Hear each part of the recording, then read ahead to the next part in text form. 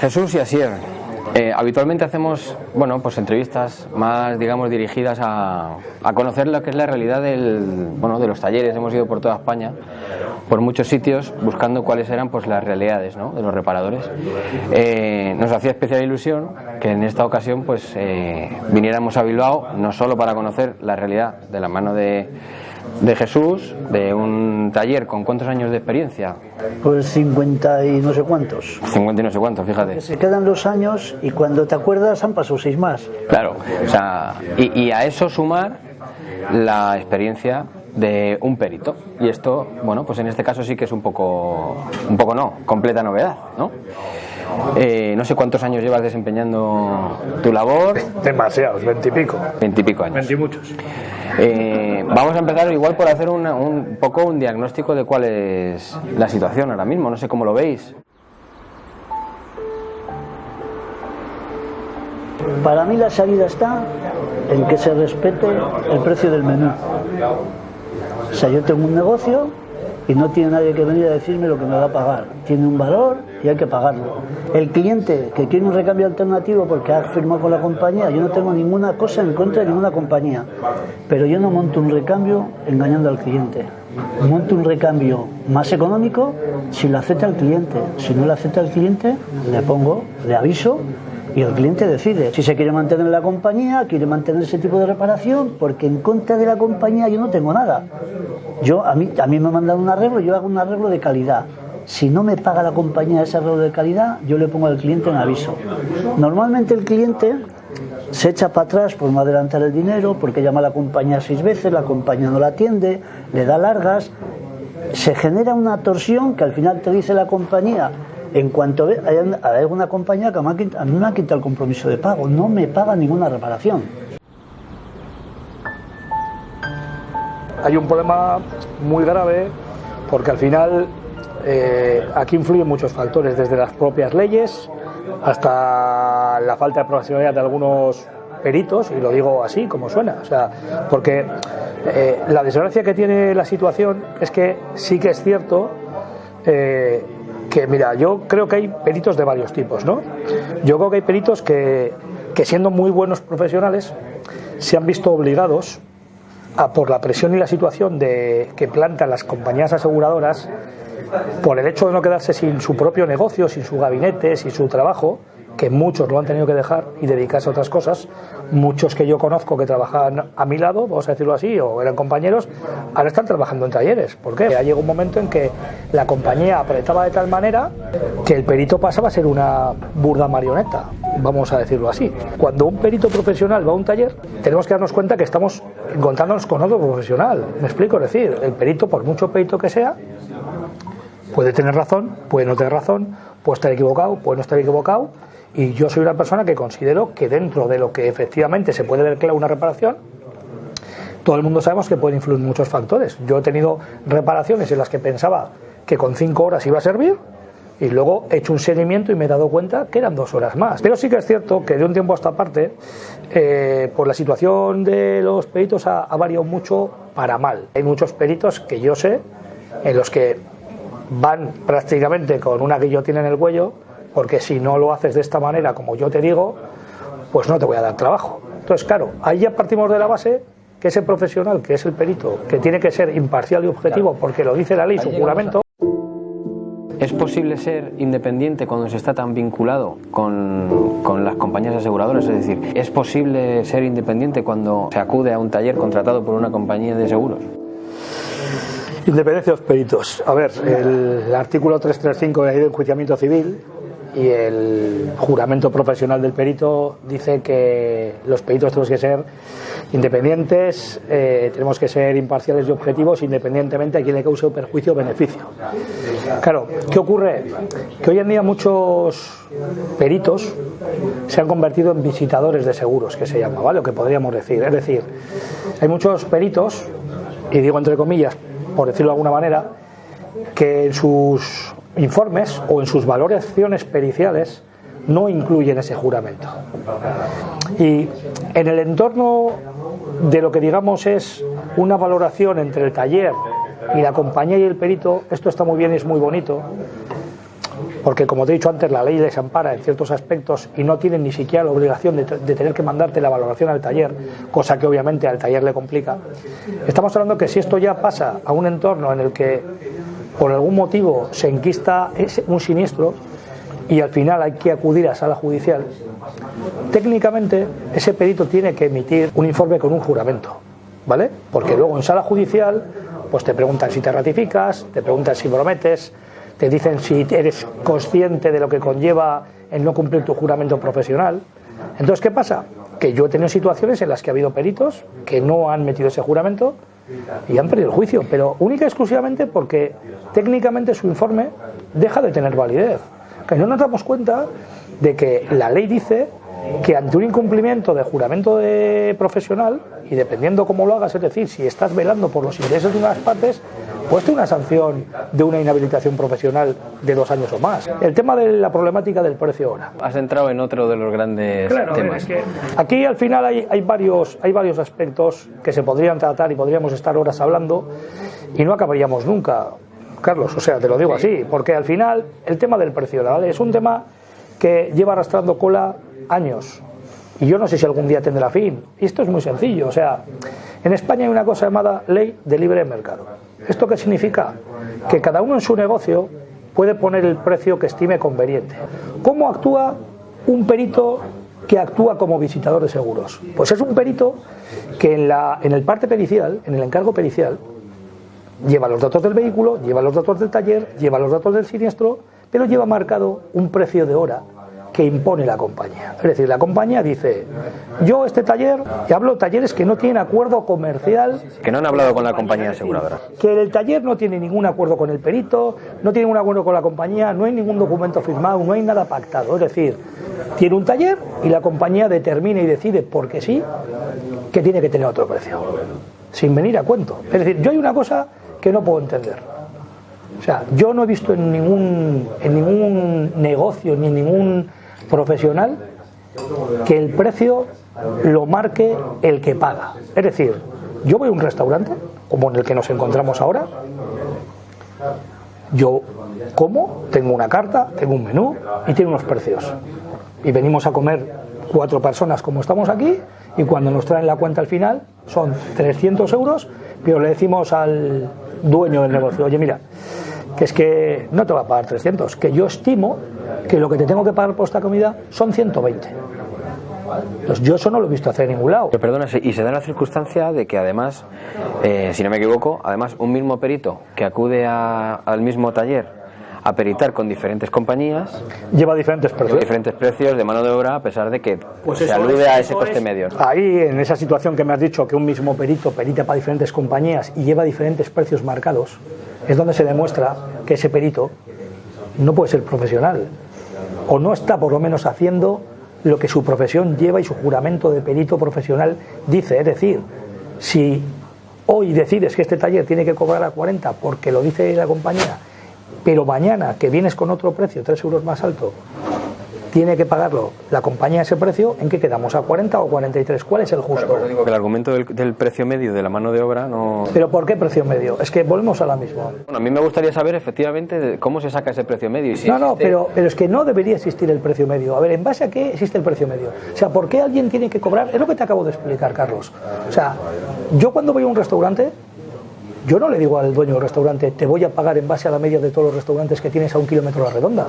Yo cuando me viene un pintor a mi casa podré pedir 3 presupuestos y quedarme con el más barato. Pero yo no le estoy diciendo a ese pintor, me vas a cobrar 500 euros por pintarme toda la sala. Él será el que me va a decir. Es decir, él es el profesional que tiene que poner el precio a su trabajo. ¿Por qué? Porque, entre otras cosas, tiene que dar una garantía.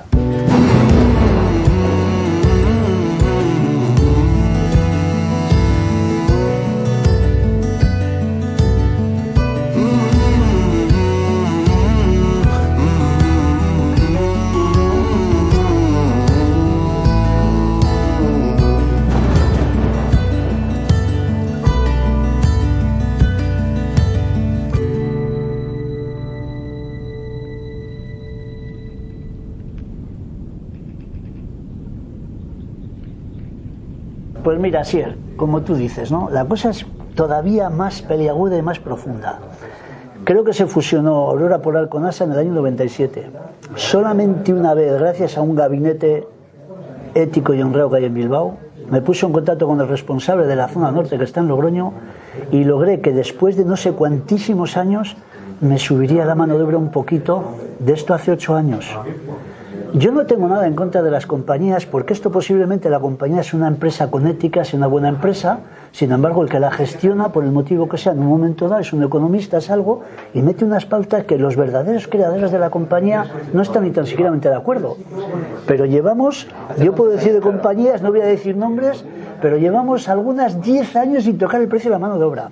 Ahora con la pandemia, con lo de la guerra, con lo del combustible, con lo de la electricidad, no es justo que si tengo los gastos, digo, oye, 2 euros o 3 euros más a partir de este año hasta que salgan las cosas.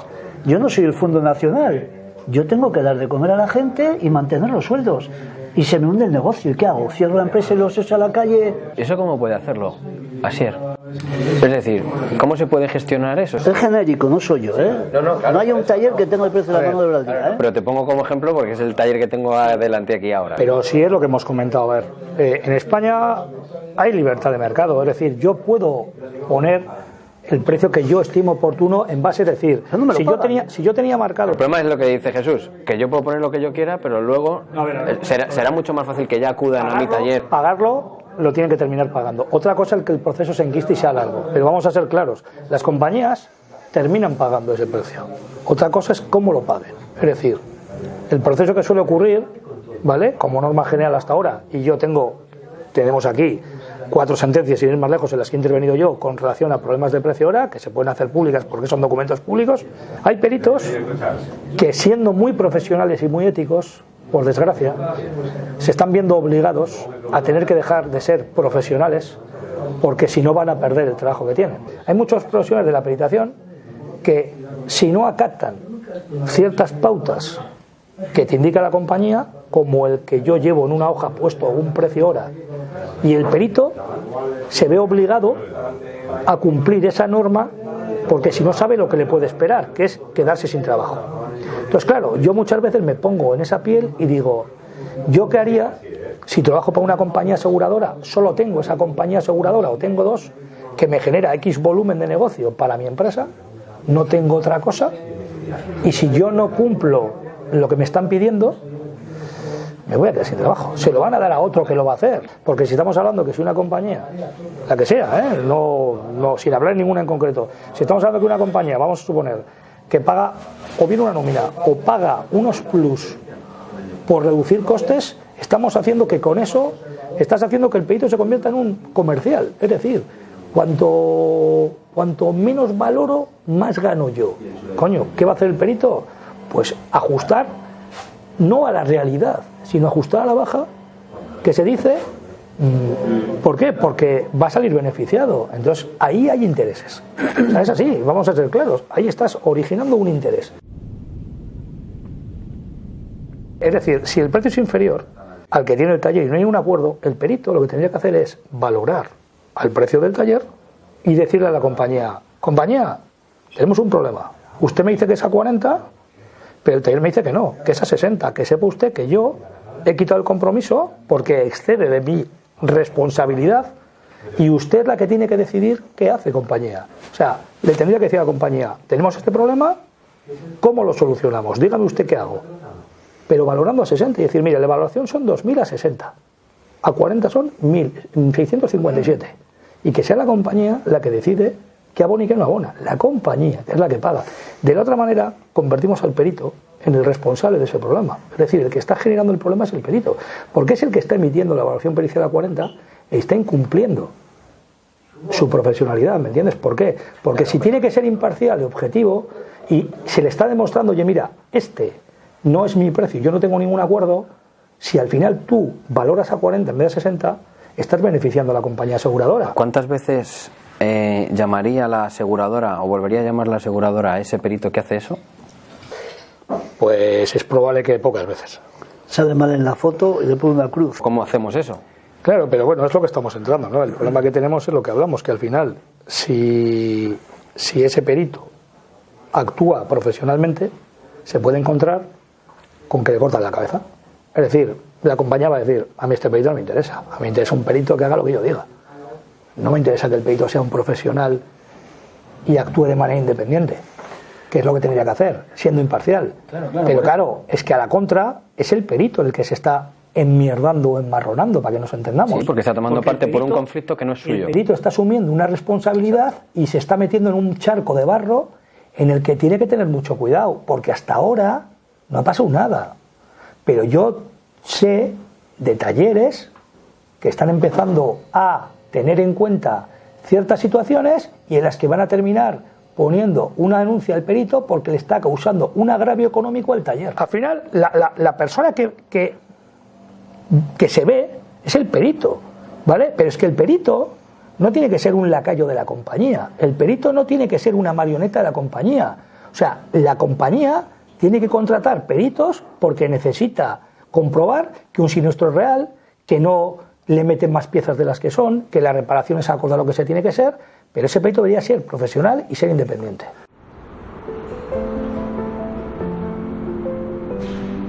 No hace mucho pintamos un coche, pedí a la casa el manual y la casa me dijo, para desmontar la manilla tienes que montar la cerradura, el cajetín de la guía y sacar todo fuera para sacar la manilla.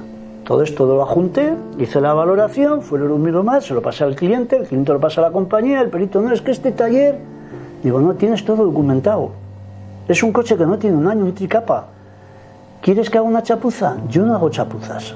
Voy a cobrar lo que es razonable, pero voy a dejar el coche bien. Y la persona se va a ir contenta de un trabajo de calidad. Y además esto le da valor a la compañía. Porque la compañía, si tiene un cliente y te queda de maravilla, la compañía tiene que decirte, hombre, tú eres una persona que interesas.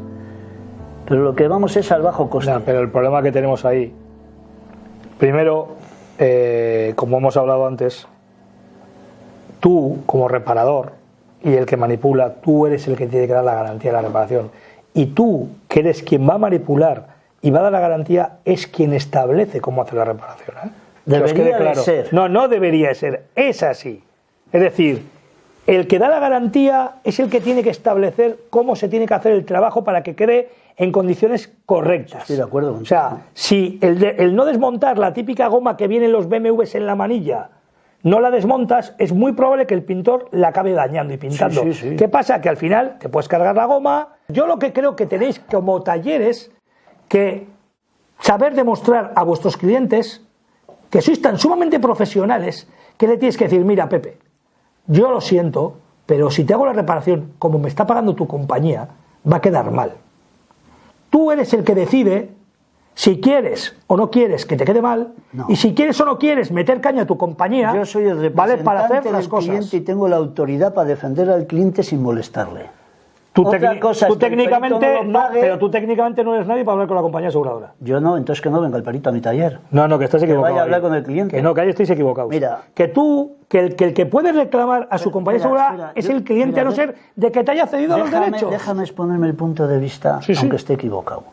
Yo vi un Audi que tiene la cejilla exterior remachada por dentro, que para sacar la luna tengo que sacar todo el marco porque la puerta es un panel de chapa y el marco va con el elevalunas y es el que hace el ajuste, y entiendo que la mano de obra que lleva eso es excesiva, y en ese caso prefiero arreglarme como se pueda y no desmontarlo.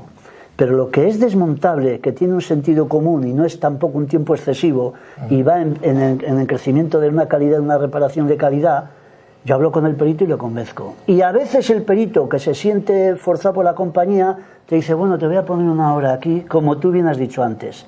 Entonces yo llego a un arreglo con el perito, pero yo me siento con la autoridad para defender una reparación. No es un arreglo real. No es un arreglo real por la incompetencia. Estáis manipulando, se está manipulando lo que sería la peritación real de cómo debería ser, si con los tiempos que deberían ser. Lo estás incrementando en otro sitio, lo que técnicamente no te están dejando que hagas. Volvemos a la manipulación o a que estamos hablando de que el perito se convierte en un títere, en una marioneta, no se convierte en el profesional que debe de ser. Él es el que manipula la peritación, porque yo hago el trabajo que hago y cobro lo que hago. Si él lo transgiversa, claro, al final a ti, tú mientras cobres lo que está establecido y acuerdes con él, te termina dando igual que te ponga 3 horas en una aleta que tiene 1 hora a que te ponga desmontar o desmontar las manillas, pero técnicamente no debería ser así.